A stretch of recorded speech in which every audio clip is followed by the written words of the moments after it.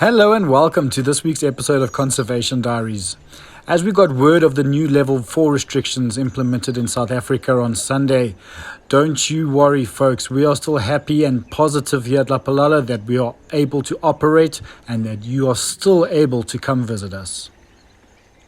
So now let's focus to the sightings of the week. We focus on these rowan antelope as they are busy chewing on some bones, which is called ostrophasia. You may know that from some episodes beforehand. With the giraffes, we've often formed some giraffes who have been chewing on bones. But this time of year, it's quite common to see other types of antelope like the rowan, impala, and even sable chewing on bones, because as the bush starts to dry, these animals crave other types of nutrients.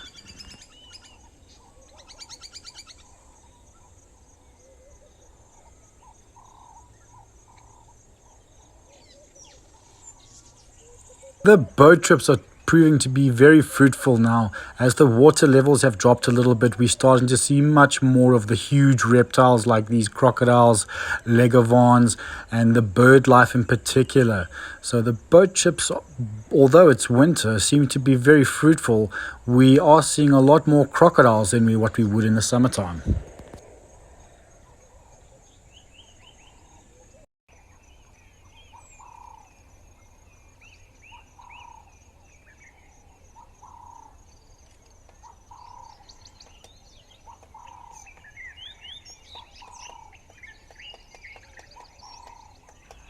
A lovely sighting of that male lion in the open plains in that golden hour. Next up, these two Nambiti boys with stomachs I can only describe as probably as twice their size. These two male cheetah must have gorged themselves on something. And just as that male was walking past, you see his brother. He was quite camouflaged in the background there. But my word, these boys are certainly hunting very well. Lovely tender moment between mother and cub. They are bonding very well. This cub seems to be growing up very fast right before our eyes, and this is lovely to see. And they seem to be spending most of their time in this rocky area, which is not usual cheetah territory.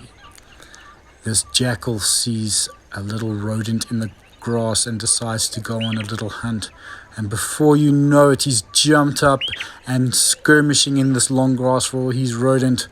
But alas, unfortunately, the rodent did a 180 and bamboozled this jackal. He knew that and he started walking away.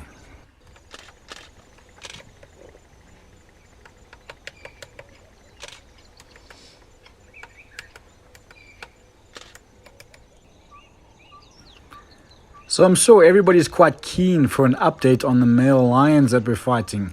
It's been about 2 weeks now since that whole territorial dispute, and things have calmed down significantly. Here's our big boy with his own zebra kill, showing his immense power as he drags it along the floor. His ladies were not around. I'm not sure, well, we're not sure where they were on this particular morning. He seemed to be on his own. He decided that he didn't want too much company while he was enjoying this lovely zebra breakfast. So he decided he was going to drag it off into a thicket and enjoy it in peace. We also decided that we weren't going to follow him into the thick stuff and let him enjoy it as well.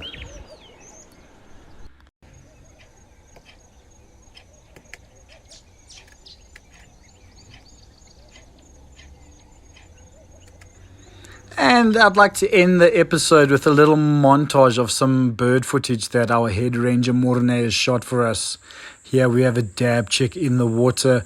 He also filmed a ground scraper thrush coming up, a Coqui Franklin, and I think a highlight for him doing some leopard research one night, he came across this white-backed night heron, which is a big tick for most birders.